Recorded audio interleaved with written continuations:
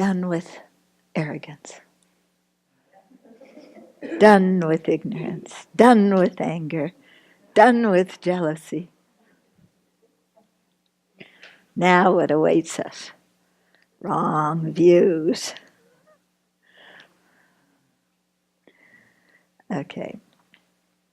So the verse reads, roaming the fearful wild of inferior practice and the barren wastes of absolutism and nihilism, they sack the towns and hermitages of benefit and bliss.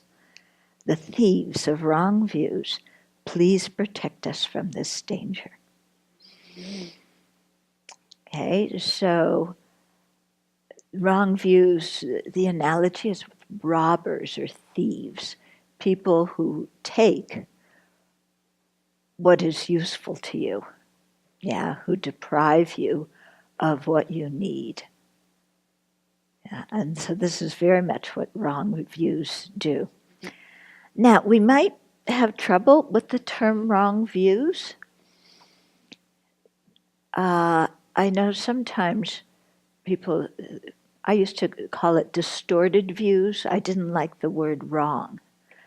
Of course, I like the word wrong better than I like the word heresy, which is what my teacher, who would call this, he'd call it heresy, because I think when he was learning English, he just looked up the Tibetan word in the dictionary, and what he found was heresy.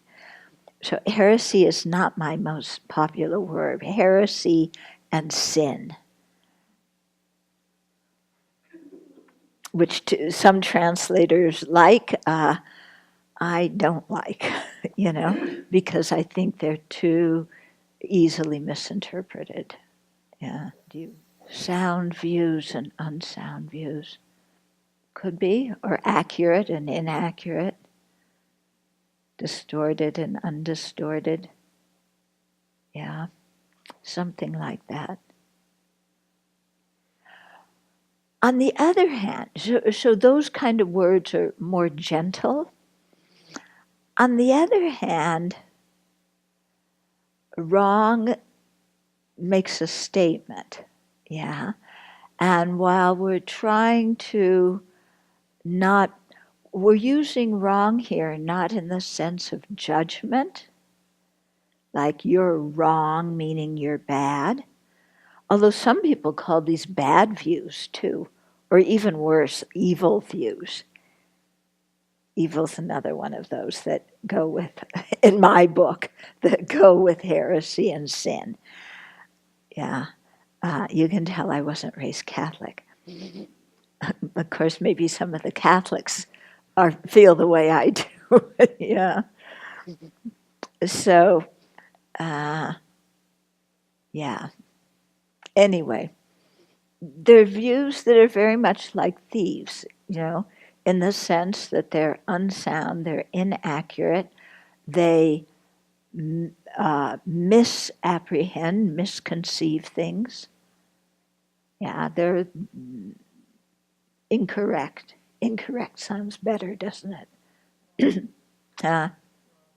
Wrong. Yeah. On one hand, it's just easier. They're wrong. But of course, when we're new to Buddhism, we don't like to hear wrong views, because we hold some of those views. And we don't like to be wrong. But if you look in the when they talk about the Eightfold Path, it's right views. Yeah. Also in the 7 enlightening factors, it's right mindfulness, right this, right that. Yeah, so it's there. But it's just how we feel about the word in this century, this day and age. Yeah. Yeah, they're definitely harmful. Definitely. So, okay, so what are they? Usually the way they're talked about is views that have to do with important topics. Okay, so not politics, not sports, not fashion. It has to do with spiritual views that, because according to what we believe, that's how we practice. According to our views, that's how we act. Yeah. So if our views are skewed views, it's another one. Yeah, they're skewed, aren't they?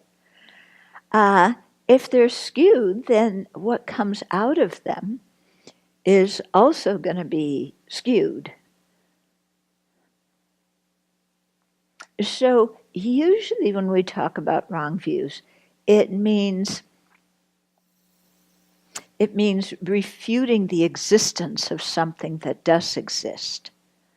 Sometimes it's defined also as not only refuting the existence of something that does exist, but asserting the existence of something that does not exist. In some way, those two things come to the same point. Okay, and like I said, it's referring to views that make a difference in our spiritual life, how we live, our ethical conduct. Yeah, what we practice, what we abandon, what we're aiming for. So if our underlying philosophical structure is skewed, is a mess, is wrong, then everything that's built on top of that is as well. Same as when we're building the building out there. Yeah, if the slab is, poorly installed, then everything you put on top of that is not going to be very strong. Yeah. Okay, so what kind of views does this refer to? In terms of the two types of ignorance, remember I was talking about ignorance of the absolute nature and ignorance of conventional functioning of phenomena, okay, or ignorance of cause and effect, you can call the second one, okay. So in terms of ignorance of cause and effect, that would be, for example, saying our actions have no ethical dimensions. Yeah? Meaning that there's no ethical results. They don't have an ethical dimension, so whatever we do is not going to produce either happy or unhappy results. So it's basically saying you can do what you want because it's not going to have any happy or pleasant or unpleasant effect on yourself. Okay? So many people hold this view. You think? Yeah. I mean, I know I held it for a long time in the middle of my searching period. I thought, well, kind of you say, well, it's all relative. So as long as you don't get caught, there's nothing wrong. Yeah. Just do whatever you want, but just don't get caught. Yeah. Do you ever think like that? Even when we say we believe in karma, very often we really think underneath, do what you want, just don't get caught. Yeah, because it's hard to think of our actions having a result in future lives. Mm-hmm. So many people balk at that.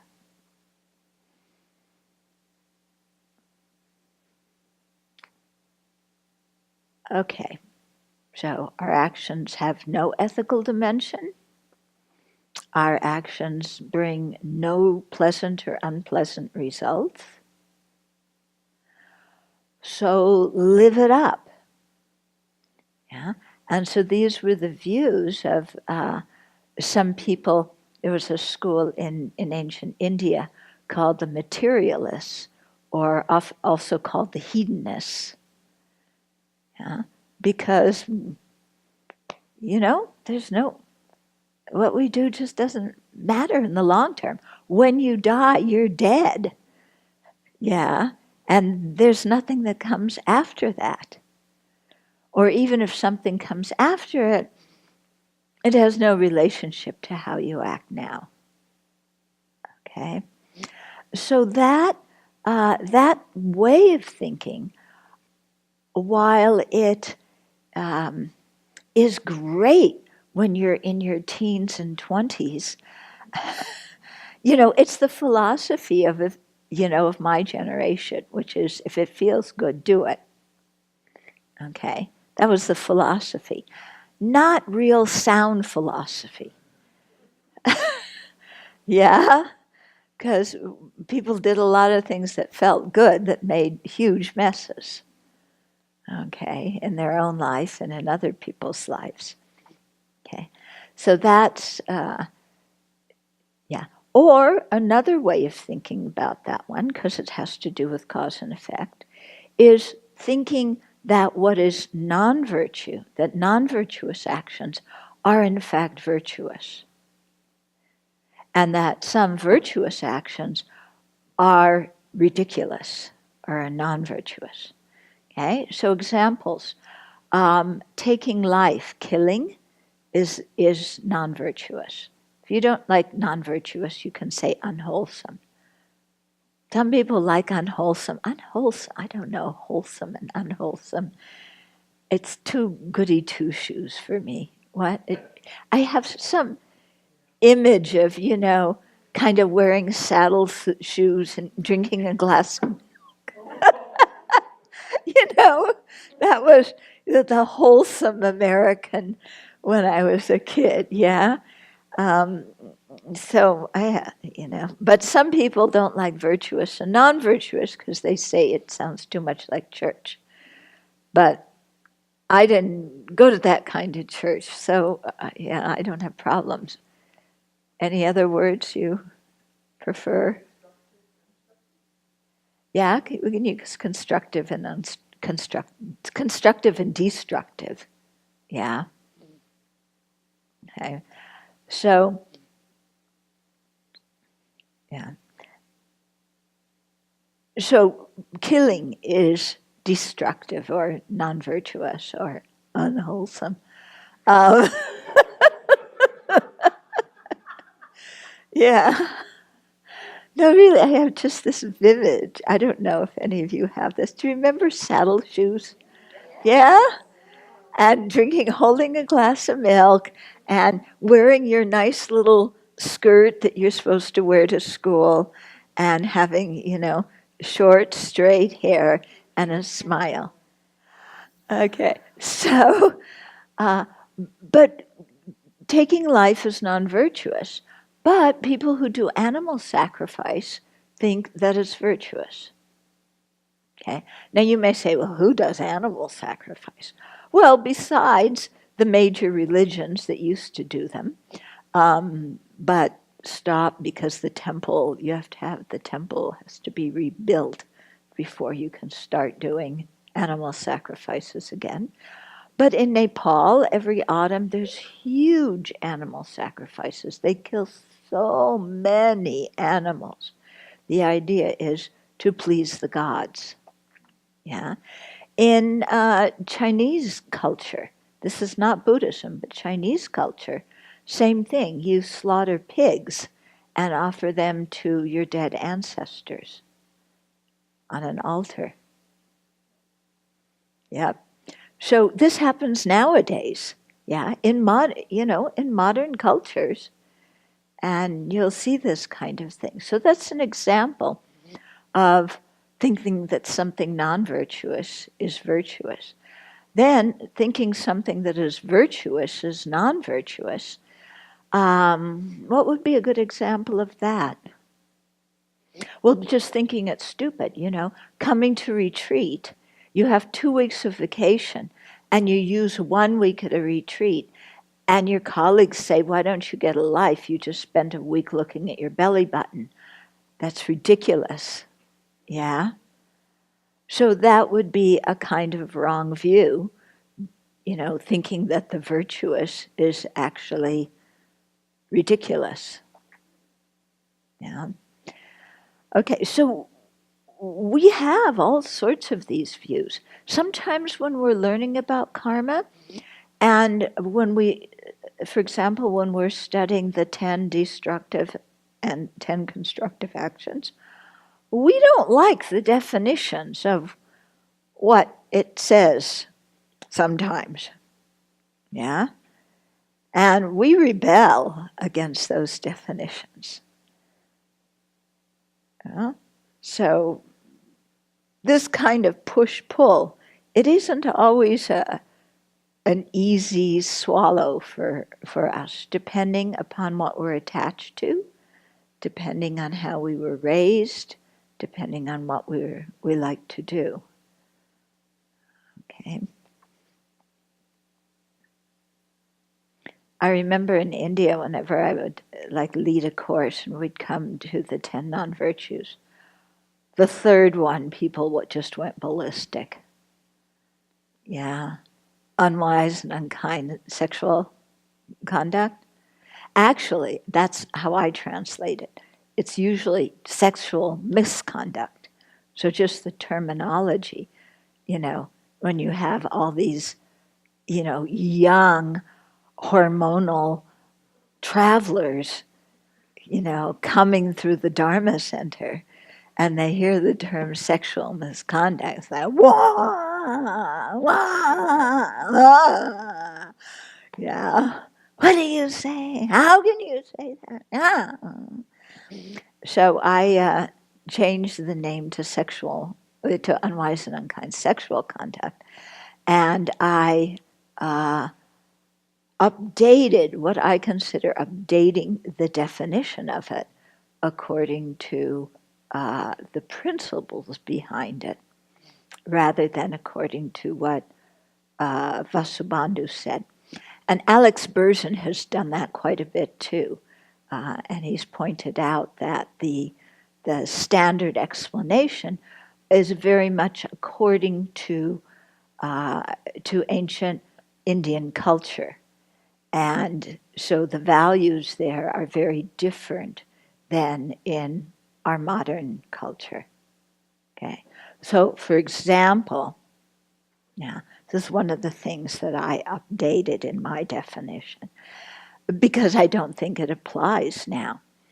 But it's said in the text that if somebody else has paid for a prostitute and you sleep with her instead, that's sexual misconduct.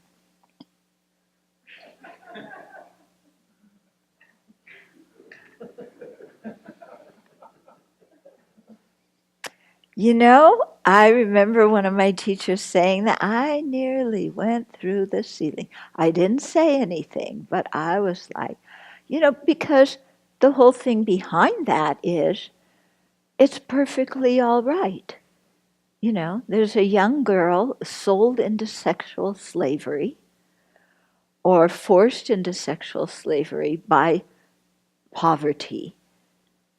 And it's completely okay to use her, but not if somebody else has paid for her.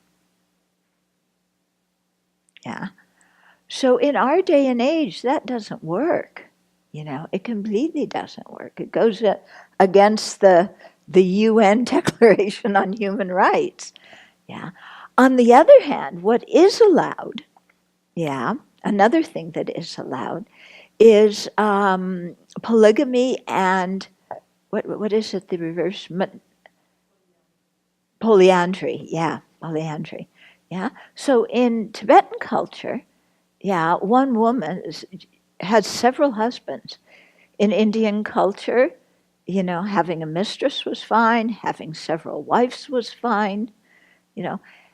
If you taught that precept now in that way, would Buddhism earn respect in the world? I don't think so. Yeah. So these are the kinds of things when I've discussed with some of my other friends and to some extent teachers, where, you know, it has to relate to the culture that you're in. On the other hand, other things, I mean, killing is killing. Everybody across the board thinks killing is not good. Yeah. Except if the government does it, then it's okay. People think. I don't agree with that. Yeah, or hunting. Yeah, people think that's perfectly. Hunting, fishing, yeah, all of that is fine. So, yeah, but not according to the Buddhist view on things. Yeah, in when I lived in Singapore, they would come around and spray for what is it, white ants? There's a certain kind of ant that just completely eats up the houses. So they would come around and spray those ants, and people at teachings would say, "Well, I've got to do that, you know. Otherwise, they're going to eat the whole house." And they were kind of like being approaching me as if to give them absolute. What was it? No, absolution. You know, I could give you. It's okay, my child. You can kill the ants. You know, and I said, "Sorry, I can't do that. Yeah, killing is killing. If you make the decision to kill, be responsible and at least have regret. You know, at least don't kill with joy if you decide to kill." Okay, so these kinds of things. Yeah. So that's one type of wrong view in terms of karma, and we may have lots of those kind of either hiding away or very blatant. Um, and then the other kind are wrong views regarding the ultimate nature, how things actually exist. And so this has to do with the self-grasping ignorance that is the root of a cyclic existence. And so these wrong views actually prevent the previous wrong views about karma prevent us from creating virtue, so they inhibit us from having a good rebirth in the future. These other ones about the ultimate truth, these kind of wrong views, prevent us from liberation, from samsara. Okay? Because when we hold these views, then we're not going to hold the correct view. And without holding the correct view, we can't overcome ignorance. So we can't stop affliction. So we can't stop the karma that creates rebirth. So we can't stop rebirth. Okay, so those views, it talks about them. Okay, if we go back, roaming the fearful wild of inferior practice. So that's pretty much the first type. Yeah, when wrong views about karma, so that the way you practice in your daily life is incorrect. So you're roaming the fearful wild of inferior practice. So it's when you don't have proper ethical conduct and wrong views about ethical conduct, it's pretty wild. Yeah? And then the second line, and the barren wastes of absolutism and nihilism. This has to do with the second one, the ignorance of the ultimate nature. So there, wrong views blossom. There's infinite wrong views, they say. But they fall into two basic camps. And actually, if you fall into one camp, you've really fallen into the other too. So one of those camps is absolutism. Yeah, sometimes it's translated as eternalism, the extreme of eternalism, the extreme of permanence, the extreme of existence. Yeah, I favor absolutism because the extreme of absolutism, because it's basically thinking that there's some absolute, truly existent something. Okay?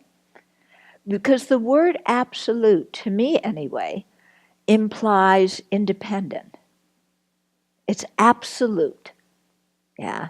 Unchangeable. It's like this, independent from anything else. Okay? So some people translate ultimate truth as absolute truth. I think my teacher got that also from the Tibetan dictionary. But ultimate truth, I think, is much better, and that's the term that's more widely used now. But adhering to absolutism means that you think there's some kind of permanent entity, inherently existent substance. So it could take many, many forms, many different beliefs. So some of those existed in ancient India, some of them exist now. So, for example,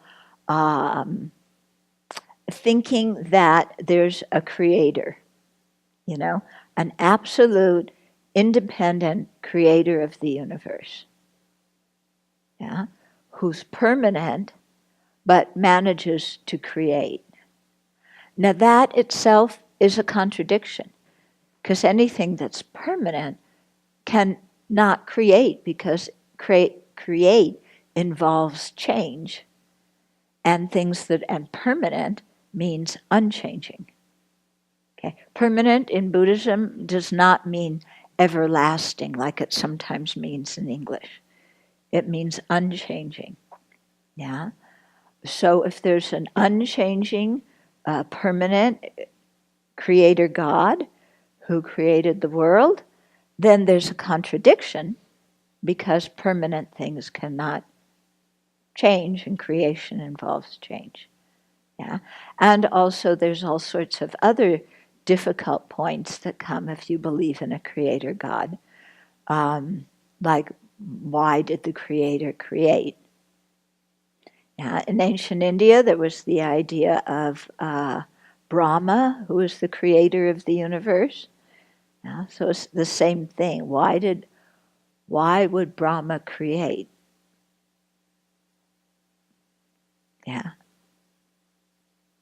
So I don't know about you. When I was a kid and I went and I asked that question, the answer was, well, God was lonely.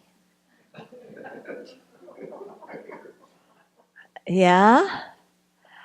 Which never made much sense, because God was supposed to be perfect, and so how could you be lonely if you're perfect?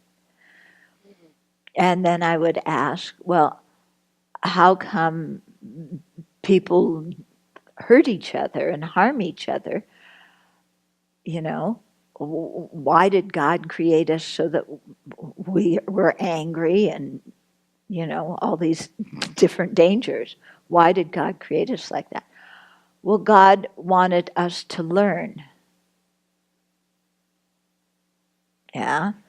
We were separated from God, so we're supposed to learn to return in order to return to God. To which I said, well, why didn't God create us smarter to start with? Because then so many people wouldn't have to suffer. Yeah, so these kind of questions come up. And it's important to question whatever philosophy you believe. It's important to question these kinds of things. In ancient India, there was one school that said everything comes out of this primal substance. There's one unifying substance, and everything that exists comes out of that substance and then dissolves back into that substance. Yeah. But again, you have this difficulty. Yeah. Why was there creation, especially if this substance is permanent? Yeah. And what is this substance anyway? Okay. Or some people nowadays have the idea that there's one big cosmic mind and we're all basically chips off the old block. Our mind came out of a cosmic mind and then dissolves into a cosmic mind. Hmm? Or the scientific view that the mind is what do you call it? It's emergent property of the brain. What does emergent property mean? Yeah? Are you saying the brain is the mind? What are you really saying there? Yeah. So, there's many, many, many different philosophies, many different kinds of religions. But they basically fall into either asserting that there's some truly or inherently existent thing, or the opposite and saying nothing exists. Yeah? So you may have gone to that extreme at one point. I know I did in my search. It was, well, it's all relative. When you die, you're dead. A very materialistic view. Yeah, when you die, you're dead. There's no afterlife, so nothing really matters after you die. Yeah, life has no real meaning, no real purpose. Yeah, quite nihilistic. Yeah, like everything is a dream, or is an illusion. Not that it's like a dream or like an illusion, but it is. So when you wake up, there's nothing there. Yeah? So that view also is very, very damaging. In fact, they say that view is much worse than the absolute view. Because at least with absolutism, people may keep good ethical conduct because they have concern about what the Creator will think or do to them if they misbehave. If you fall to the nihilistic view, then it's quite dangerous because nothing matters, because nothing really exists anyway. And so then with that kind of view, it gives people the rationale for just doing whatever they want. Yeah, which is very, very detrimental, because then they go off and create tons of non-virtue by thinking that, nothing really matters anyway. Okay? And there's a lot of nihilism around now, don't you think? Yeah? A lot of people just falling into despair, saying nothing really matters. Yeah, the whole thing's screwed up. This quite nihilistic. Okay, so they sack the towns and hermitages of benefit and bliss. Okay, so these kinds of wrong views completely obliterate our store of virtue and prevent us from creating more virtue and lie behind the creation of non-virtue. Okay, except, as I said, some of the people who have absolutist views can create good karma, out of concern or fear about what the Creator will think of them or do to them. Yeah, but otherwise, but on a deeper level, holding those kind of views are still wrong views, and so there's no idea of the emptiness of inherent existence. People completely believe that what I see is what exists. How it appears to me and is how it exists. My opinions are right. Yeah, there's no awareness of in Buddhism what we would call the dukkha, or unsatisfactory circumstance of pervasive conditioning. In other words, there's no awareness that just having a body and mind under the influence of afflictions and karma is very undesirable. Yeah, most people don't even think about that, do they? I have a body. Yeah. They don't think, how did I get this body? Or what's the nature of this body? Or how should I use this body except to have fun and feel good? Yeah. Yeah. Many people don't question a lot. I think everybody has deep down inside those questions, but people are often so consumed by the busyness in their lives that they don't take the time to ponder those things. Okay? So, thieves of wrong views, please protect us from this danger. Yeah. So, the disadvantages of wrong views are, like I said, they prevent us from creating virtue. They also destroy the merit or good karma or virtue that we've already created. Yeah, and they certainly prevent it from ripening. So these kind of views are quite dangerous. In Precious Garland, when we were studying that, remember, I think it's in chapter 1, then, somehow the analogy really struck me. Nagarjuna talks about how people with wrong philosophies are like cows. You have a herd of cows, and the lead cow goes in front, and everybody else just follows the lead cow. If the lead cow goes there, it must be okay. They don't think for themselves, they just follow. So if you have a lead cow that is walking on the edge of a cliff, or going down a path into a jungle where there's thorns and wild animals and scorpions and things like that, all the other cows will just follow the lead cow. And so Nagarjuna says that's like people who follow a teacher who has wrong views. Just as the cows wind up falling off the cliff or going into the heart of the jungle where they experience much suffering, if we follow wrong teachers with wrong views, that's what happens to us. And if you're the teacher who has wrong views, and in either your arrogance or your own ignorance, you misguide people, then that's really, a tragedy and something very awful, because it not only ruins you, but it ruins many, many other people. And so we see the example of many teachers nowadays who misguide people.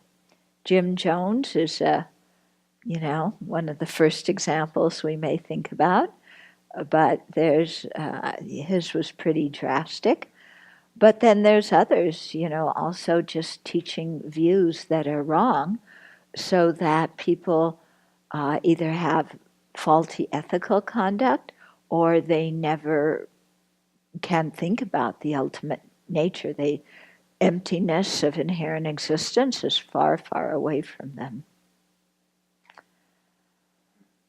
Okay, so let's pause here. Maybe some comments or questions about this? Yeah. I don't think you have to be a teacher to spread your wrong views in ways. I used to drink and make wine, and I taught quite a few people how to make wine, encouraged others to indulge in similar behavior. Also with fishing, I didn't have any idea that was a wrong thing to do. I was raised with that. I was taught that by my parents, and I taught it to other people. And I can think of many other examples, Yeah. And some of our leaders who aren't really teachers, but our political leaders set examples too. Yeah. Yeah, and it's amazing how many things that society considers normal are actually founded on wrong views. It helps me, it seems more compassionate to think of it as mistaken views, especially because it doesn't really matter how long you've been practicing Buddhism. It's pretty complicated stuff as you go along, and it's very easy to make mistakes, and it's hard to judge somebody if they're being sincere, for adopting mistaken views, and you just find out they're mistaken the hard way, Yeah. So, the idea that it's wrong, I do have a sort of, An aversion to I that understand word. the harshness of that kind of like a Shantideva Yeah. approach, but it's an easier perspective to just think, I made a mistake, because everybody makes mistakes, Yeah. and they're mistakes of commission instead of, like you're trying, but Yeah, that's still true. diluted. Yeah, that's the hesitation about using the word wrong. And yeah, and I mean, certainly you don't want to go up to somebody who's just exploring Buddhism, or even somebody who's been around for a while, and say, you have wrong views.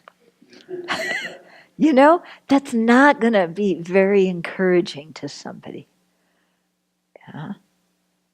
So it has to be, you really have to listen to a lot of teachings. And because we are chock-a-block full of wrong views. Yeah. We hear teachings on emptiness and we think of inherent existence. Yeah.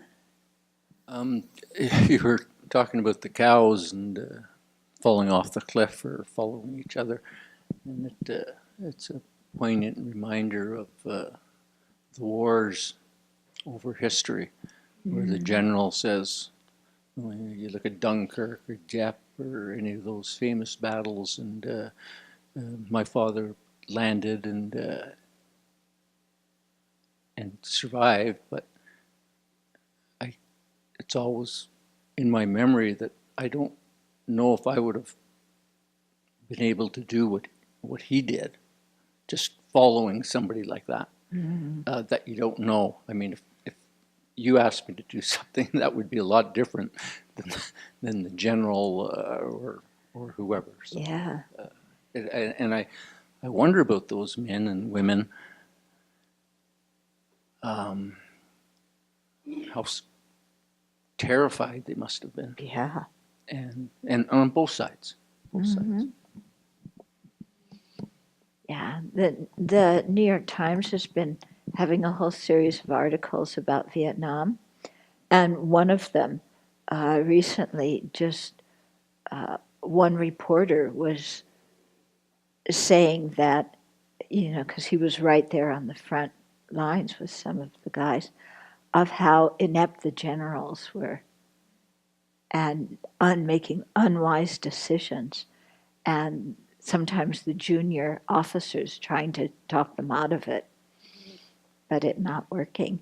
And when you're in the military, you don't really have much choice. Yeah, it's a difficult situation. You might have had a choice. Muhammad Ali had a choice, Yes. and he stood Yeah. up for it. Yep. Yep. He was very brave. He did that. Yep. Well, I was just wondering that whether we use the term wrong views, whatever term we use, if there's a teacher who is leading folks in basically over the cliff of wrong views, what is the karmic effect of that on them for teaching these things that are going to get people in trouble? So for a teacher who has Yeah. wrong views and teaching them to others, very negative karma. If they're following a spiritual teacher, okay, there's different kinds of leaders, okay. In following a spiritual mentor, it's our decision whether to take somebody as a spiritual mentor or not, and it's our decision whether to follow their instructions. And in fact, it says in the scriptures, if your teacher tells you to do something unethical, you are completely correct in not doing it and explaining and saying, no, I can't do that. What I'm saying then is if the student follows the teacher sends a wrong view, the student sort of may doubt whether that's right view, but he decides, no, I'm going to go with the teacher. So he'll get that. He'll get. Yeah, he negative has karma. some responsibility to check out. Yeah, yeah, for sure. For sure. I mean, Buddha always emphasized you've got to check things out. You've got to analyze. It's not blind faith. They do talk sometimes about teachers, you know, in highest class tantra, and if they tell you to do something, you do it without question. But that's referring to a teacher and a student like like Tilopa and Naropa. His Holiness says, if your teacher has the quality of Tilopa and you have the quality of Naropa, then that makes sense. But if your teacher doesn't have the quality of Tilopa, and if you don't have the qualities of Naropa, you've got to be practical, you know? And if it goes against the basic ethics, then you don't do it. Yeah. It can get confusing when the teacher espouses views that seem right, but doesn't quite live that way. Yes, there's a lot of cases of that too. Yeah. So there's different ways of not practicing what you preach. You know, there's more minor ways of telling everybody not to watch so much news, but you watch a lot of news. Okay, so there's that kind of thing, but you're trying to break yourself of the habit. Yeah, so there's that kind of thing. And then there's teachers who teach, you know, don't steal, but they're extorting money from, or they're stealing money from the Dharma Center. Or they're saying, don't have inappropriate sexual behavior, and they're sleeping with their students. Yeah, so there's different degrees. One thing that I encounter as a father these days is my kids are totally petrified of going to school sometimes because they now have lockdown drills, right? Mm-hmm. Where they someone is seen in the school, and so then they lock down the entire school, Right. shut off all the power, lock all the doors, and put the kids through a pretty traumatic experience. Yeah. And sometimes they push the wrong button and start these drills, apparently. This is the message my kids tell me when they come home. So my daughter in particular is kind of petrified in her mind at times because they go through this simulation, kind of like in the 1950s when they had the nuclear, you know, you stand under your desks and they had all these drills with the kids. Nowadays the drill is there's someone in the school, and because they're a stranger, they're a potential threat and they're going to shoot everyone and kill everyone. So they put the kids through this drill. And the question is, if you're a teacher in that school and you try and stop someone that's shooting everyone in the school, do you take on all the negative karma of killing that person? What do you mean? If So there's a stranger. Let's say there's actually a a stranger stranger now in the school. who starts killing somebody, and then Let's say they're you just killing you are an kids. NRA, Totally, right? yeah, and you take out your gun that you've been carrying around Right. in your second grade Right. class.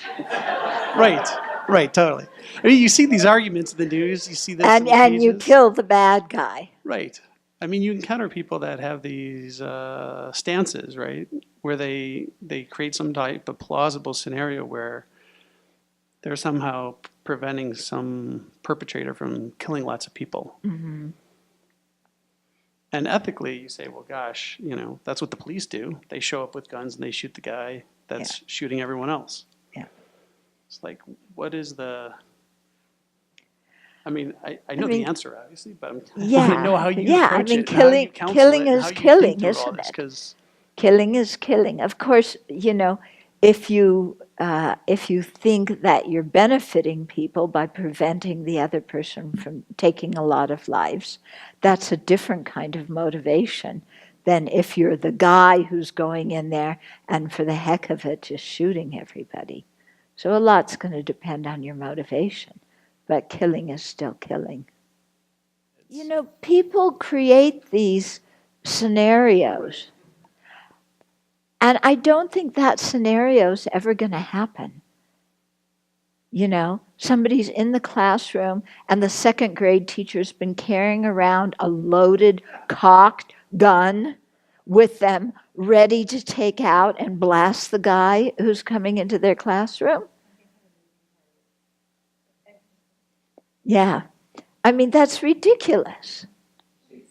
well, no, I mean, this is what the police do, right? They come in with loaded guns and go kill the people that are shooting everyone. Yeah.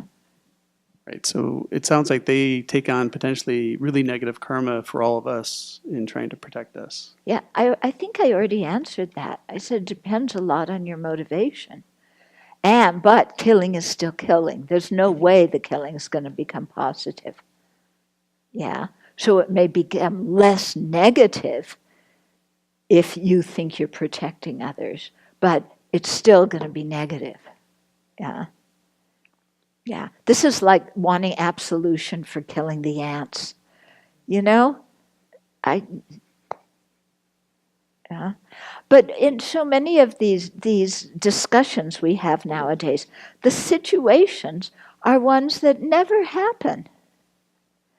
The common question I get is somebody's coming into the house and they're pointing again at my family. Now, do I let them kill my family or do I shoot them? Things don't quite unfold like that.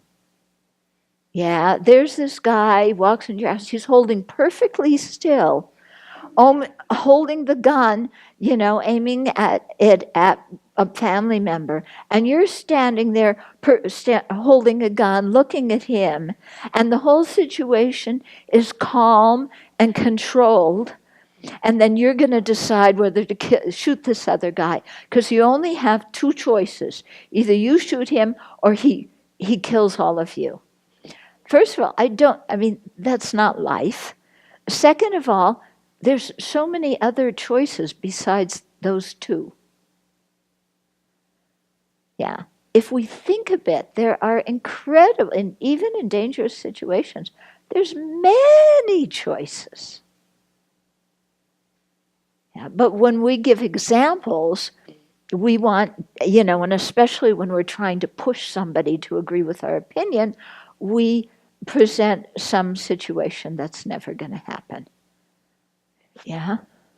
Like this one of a second grade teacher. Yeah? Right. Yeah, we think that we confuse legal guilt and innocence with karmic responsibility. Yeah. Because you can get off in a court of law and still have created a ton of negative karma. And you can be innocent and not create any negative karma and be thrown in prison for 20, 30, 40 years. Yeah, so we shouldn't confuse those things. They're very different. But one thing about wrong views, you might say, well, what about, what about the alt-right people? Yeah, they think their views are right. Yeah, or Timothy McVeigh, he thought his views were right. So if you do something and you think you're acting out of a good motivation by mowing down all these people in the federal, he was in a federal building? He blew it up, okay. So, if you think you're creating virtue because you're drawing people's attention to the evil of the government, and you're creating virtue by doing something dramatic like blowing up a building, then that's not negative karma because you had a good motivation. Negative karma, it can be under degrees of attachment, types of aversion, types of ignorance. It's like animal sacrifice. That is thinking what you're doing is virtuous, and it's non-virtuous. And it's still non-virtuous, even if you think it's virtuous. Yeah? So, it's like the young ISIS soldiers. They think they're creating virtue. Just because you think you're creating virtue doesn't mean you are. Yeah? And so that's a good example of how the ISIS leaders, especially the spiritual leaders, are leading those poor kids down a path that's going to wind up in a hellish rebirth for them, even though they think that they're doing what they're doing is pleasing God. Yeah, the same thing with the Christian crusaders. Yeah, I mean, Europe is filled with wars, everybody killing other infidels in the name of God, thinking that they're going to wind up in heaven. Killing is still killing, even if you think you're going to wind up in heaven because of it. Because it's always quite coincidental that the bad guys are the people I don't like, and that the people who God favors are the side that I'm on. Yeah? You remember when we went to war in Iraq? They had the national service at the National Cathedral, and God was blessing America as we went into battle against the evil Satan of Saddam Hussein.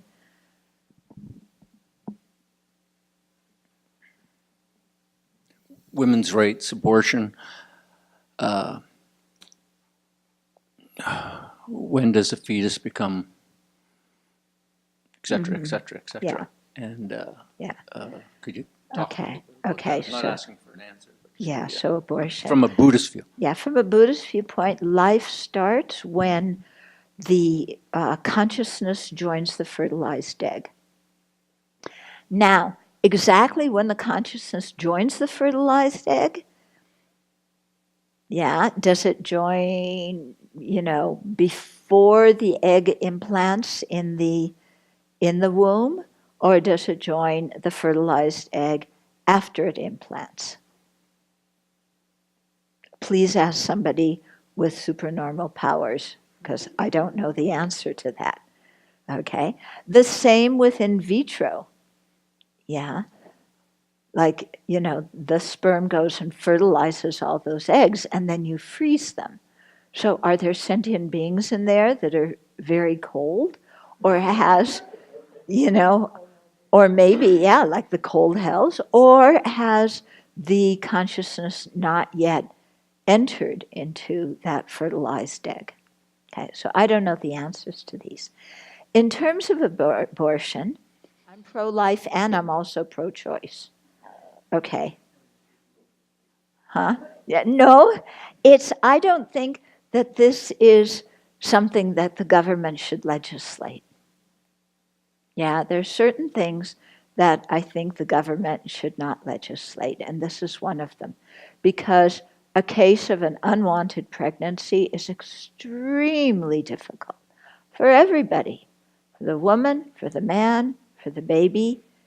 And the way to solve that, the pain in that situation, is not by having a rule that forces people to do something. Yeah, I don't think that solves the situation at all. Yeah. There's a wonderful Catholic sister, Joan Chichester, that says that a lot of the conservatives who are going for this anti-abortion are pro-birth but anti-life, because simultaneously they're cutting off all the funding of all the children that would have to be born to support their views. Right. Yeah. Very much. So we don't want to get into a political discussion here. I see a lot of hands starting to go up. Yeah, we're not going to do a political discussion. Yeah. But to talk about it in terms of ethics. Yeah. Because there's certain ethical issues. I mean, what the government says you can do and not do, and what the law of karma, how that functions, are two separate things. Yeah. So I certainly don't favor abortion. If a woman asks me, I encourage her to have the child. Yeah. On the other hand, if she chooses abortion, I don't think that she or the doctor should be arrested and imprisoned or fined or shot at. I have a great amount of difficulty with people who are anti-abortion and pro-death penalty. And Yes.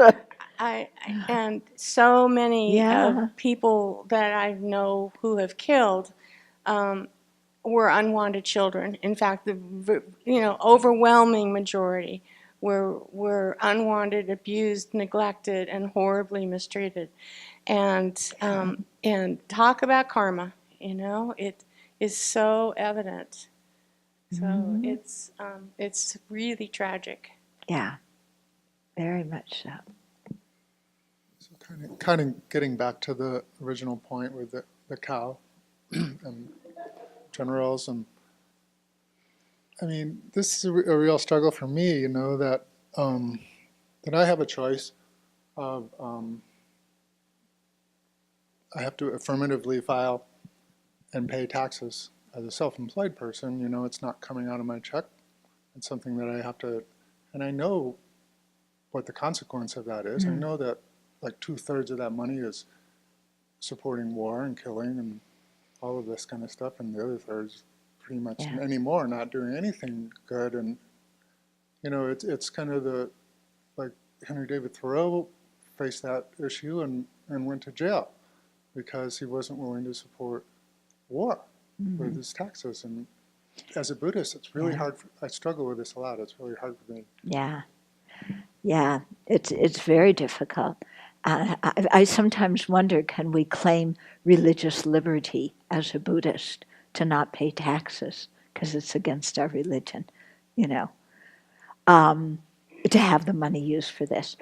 What I think is good to do in those situations is write on your check, this money is to be used, in social service programs. And in your mind, you see it as you are making a donation to government-sponsored social service things. And that's what you're paying your taxes for. It's not going for the military. Yeah. And then you're clear in your own mind.